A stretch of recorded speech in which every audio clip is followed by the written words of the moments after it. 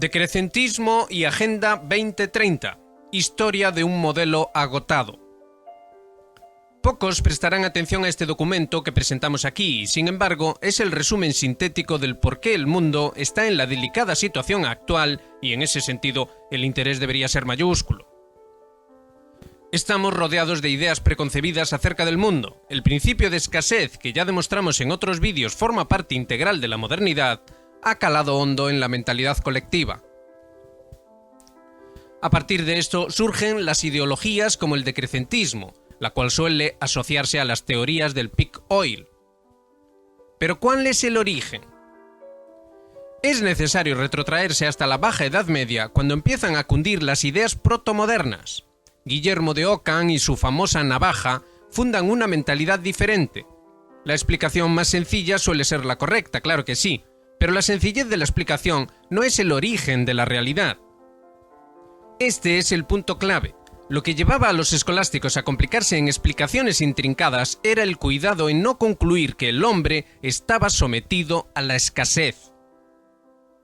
De hecho, el Evangelio es claro cuando Jesús explica que los hombres valen más que los pajarillos o los lirios del campo y, sin embargo, estos siempre encuentran sustento. Pero claro, ¿cómo explicarlo? ¿Cómo explicar de qué manera y por qué razón el sustento está garantizado toda vez que se cumpla con la ley de Dios?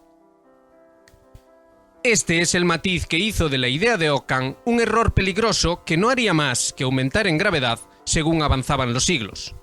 Para cuando Malthus teoriza su banquete de la escasez, la mentalidad moderna estaba completa. Se había perdido la noción de cómo y por qué el sustento estaba garantizado.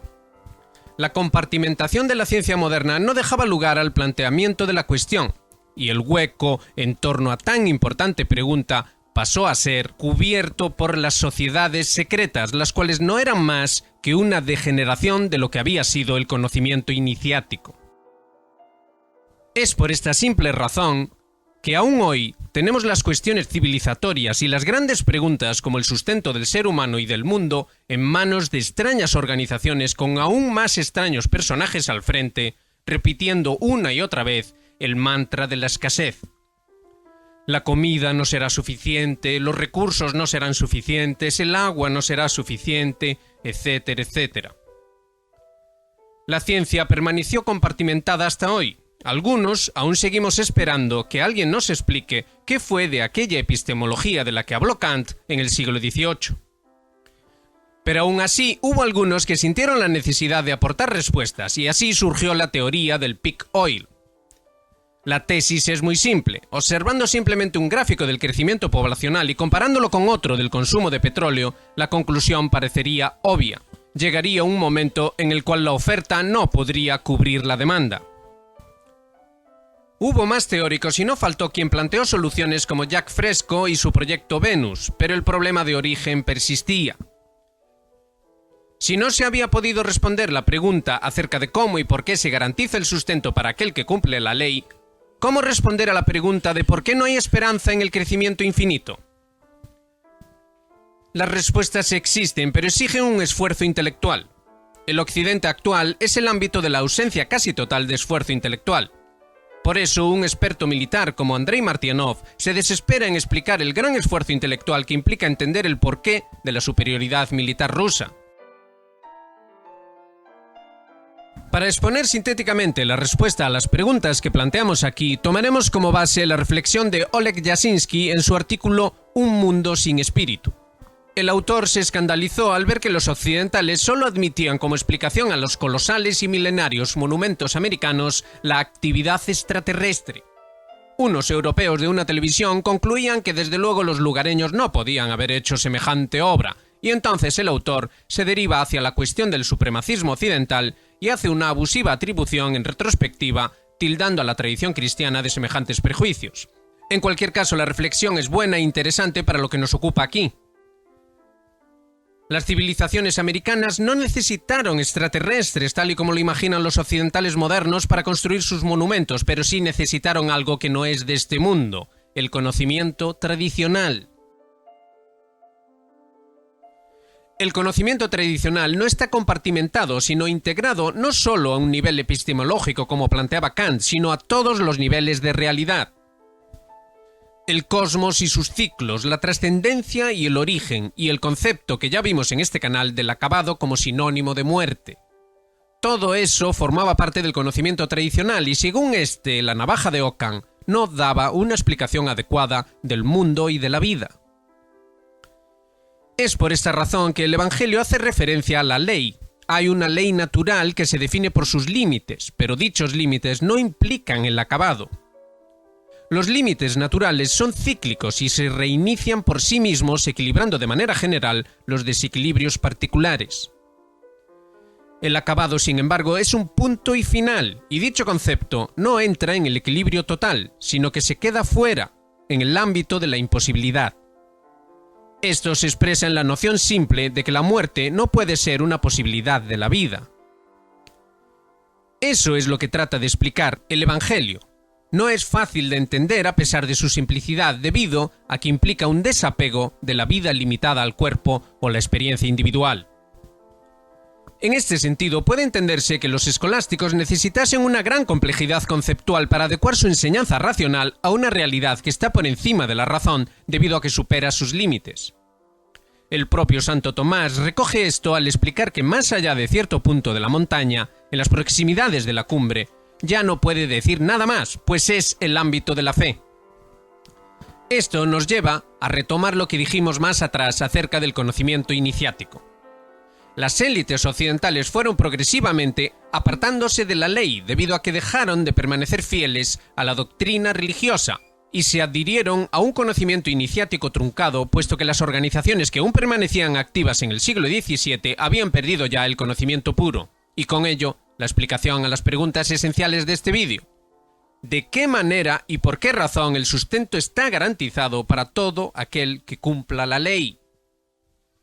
La respuesta a la pregunta es la siguiente. La ley es el ciclo completo que conforma este cosmos.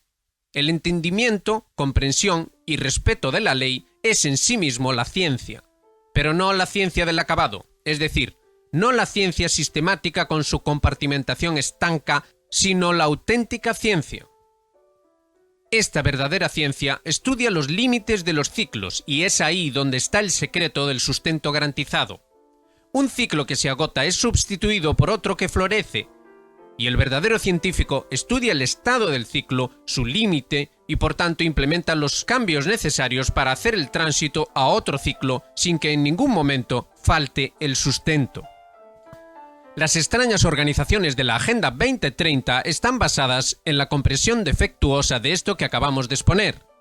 Ellos interpretan que la ley es el acabado, y el tránsito es para ellos una fantasía extraña de reinicio en un nuevo punto lineal, sin que nada del mundo anterior persista en ningún modo. ¿Comprenden ustedes ahora por qué esos líderes no tienen ninguna preocupación moral o por qué buscan una guerra catastrófica contra toda lógica? Para estos auténticos magos negros, la realidad es una línea discontinua con finales abruptos y totalmente acabados, y de manera misteriosa, irracional y antiintelectual, la línea comienza de nuevo, sin que nada de lo anterior se vea conectado en ningún modo. Para estos individuos, el sustento garantizado es absurdo, y todo debe ser explotado hasta el límite para llegar al acabado. Y por lo tanto, siempre dentro de su punto de vista, alcanzar la trascendencia y ser elegidos como iniciadores de la nueva línea, debido al perfecto acabado implementado en ellos mismos. Es por esto que insisten tanto en el delirio tecnológico y transhumano. Estos falsos sabios y falsos maestros creen obtener la trascendencia en la perfecta sistematización del mundo y de la vida, pues garantizaría su perfecto acabado. Y por lo tanto el salto trascendente a una nueva línea de realidad que, por supuesto, estaría más evolucionada, tal y como ellos entienden este concepto de evolución. Pero bueno, ¿es esa la verdad? Por supuesto que no. La verdad es que la trascendencia no es cósmica, y en el cosmos jamás debe implementarse el acabado, puesto que esto implica la muerte total, es decir, el confinamiento en la indefinidad pura de un sistema, por definición cerrado, y vinculado por tanto a la escasez pura. Es decir, Tenemos en el sistema una escasez en todo, y esto incluye las cosas que nos hacen humanos, como el amor incondicional o la inocencia. Así pues, a ver si conseguimos que esto se entienda de una vez. Los teóricos del peak oil desarrollaron sus tesis sobre la base de una ciencia fragmentaria, y las élites occidentales actuales implementaron esta civilización al revés en que vivimos, sobre la base de un conocimiento fragmentario. Ambas cosas tienen en común la escasez y el acabado, y es por esto que algunos investigadores y teóricos comulgan total o parcialmente con los dirigentes de las extrañas organizaciones que diseñaron y estipularon la famosa Agenda 2030.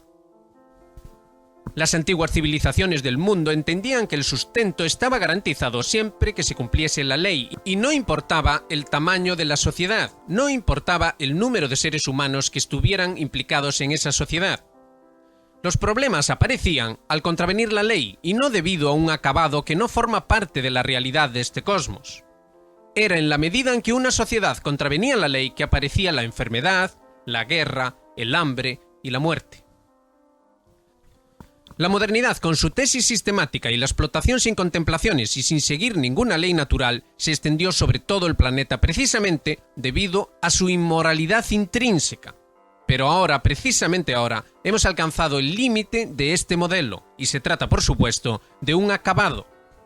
Y por eso se presentan las calamidades que de hecho serán catalizadoras de ese reinicio de la línea discontinua con la que fantasean los insensatos que han usurpado la función de custodiadores del conocimiento.